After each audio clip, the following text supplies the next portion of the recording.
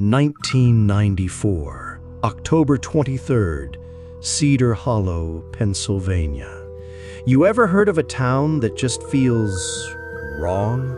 Like it holds secrets behind every corner, stories buried so deep, even the oldest residents dare not speak of them. That's Cedar Hollow for you. A little dot on the map, tucked away in northern Pennsylvania. Population just shy of 4,000. Quiet, slow, honest folks mostly. But sometimes, beneath all that small-town charm, darkness creeps in. Let me take you back to the fall of '94. The trees outside shed their leaves in fiery bursts of red and gold, and the air tasted like cold rain was holding back, waiting. That year, Cedar Hollow was on the edge of a change. Though no one could tell how close, it started with the missing girl. Her name was Emily Harper. She was 16, a senior at Cedar Hollow High, with a smile nowhere near troubled by the shadows that would soon swallow her whole. One rainy night, late October, Emily left the town's only diner after a shift. She was headed toward the bus stop by the edge of Main Street, but she never got there. No one saw her leave. No one heard a scream. It was like she vanished. The town went into a sort of freeze. School hallways murmured her name, and friends whispered theories, none making a lick of sense. Police searched for days, hunting wooded patches that stretched beyond town borders, scanning old mines and empty barns where the night swallowed any light. But Emily was gone. Now, that's a terrible thing already, right? But it wasn't just her disappearance. Things started happening. People talked about flickering street lamps that wouldn't stay lit all at once. Dogs howled at thin air, refusing to approach something nobody else could see. The nights grew colder than they should have been, like winter's breath settled early and refused to leave. Then came the sightings.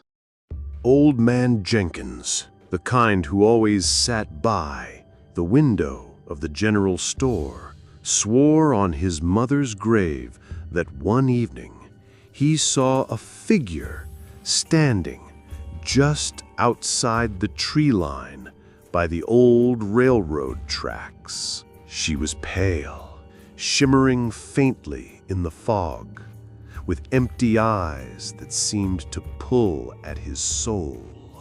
Jenkins said she called his name, whisper thin, like wind threading through the autumn leaves. No one else saw her that night, but you'd figure folks would talk. In the small towns, stories don't stay silent long.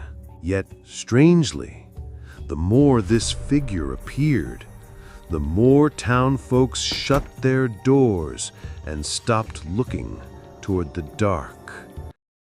Some said it was guilt, old evils come to call, old debts unpaid. See, Cedar Hollow was founded over a century ago, carved out by miners and farmers who believed in a simple life. But underneath, the land holds scars, deep ones. The abandoned mines that once brought prosperity now gnawed with cold emptiness. Locals whispered that something lived down there still, hungry and waiting. Then came the disappearances. Not just the one girl anymore. Over the next few months, a boy who walked home from the library, a couple who vanished from their farmhouse on the outskirts. No traces, no bodies, just gone. More than fear, the town felt crushed, like the shadows dragged the light from their souls. One night in December, the sheriff called a town meeting. They gathered in the old church basement, a place usually stiff with pews and hymns. but now thick with murmurs and trembling voices. Sheriff Morgan stood by the creaky wooden door, his eyes grim. He said, "We're dealing with something we don't understand." That night, someone struck a candle against the floor, sending sparks into the gloom. The silence was cut sharp and deep by the sound of a child crying. Not long after, windows rattled, and a cold wind swept through, blowing out every single candle. When the lights returned, no one was left. At least that's what the ones who survived say. Some folks packed their bags the next day. Others stayed to keep watch, clutching crosses or old charms passed down from their grandparents. But the terror didn't end there. Rumors swirled about glowing eyes in the forest, voices calling from the mist, and shadows dancing beneath the full moon. People who ventured near the mines reported hearing the scraping of claws against stone, low guttural moans that chilled their bones. More than once, a figure was seen standing in the road as cars approached, a woman in tattered clothes, her face half hidden in shadow, arms outstretched, like she wanted to pull drivers off the road.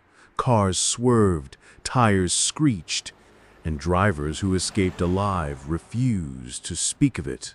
Now, if this were a ghost story, people might have accepted it, but the things that happened were more cruel than ghostly, more physical, more real. Like the Keller boy, Mason. He was only 11 when he disappeared. His screams pierced the night, but no one could find him.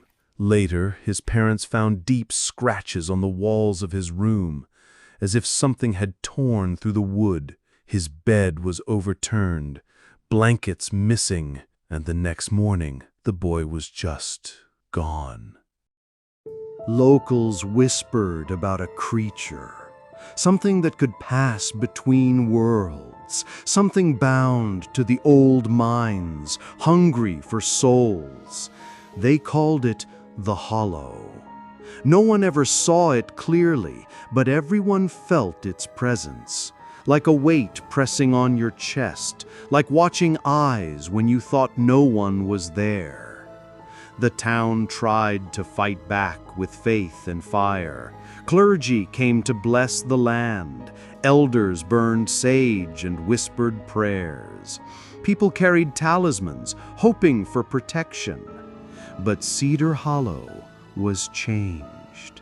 Families either left or were swallowed by fear. Businesses closed, and the once bright town declined into quiet whispers and locked doors.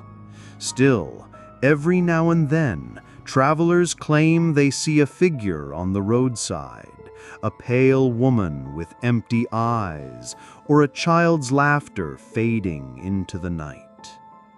And on moonless nights, near the old railroad tracks, if you listen closely, you might hear the faint cries of Emily Harper. Some say the town's shadow feeds on fear itself, growing stronger with every soul lost. So what really happened in Cedar Hollow? Did the darkness rise from the land, or was it always there, waiting for the right moment? If you ever find yourself driving through a quiet American town, keep your eyes peeled, because some shadows don't belong to this world. And if you hear a soft voice calling your name from the dark, you might just be next.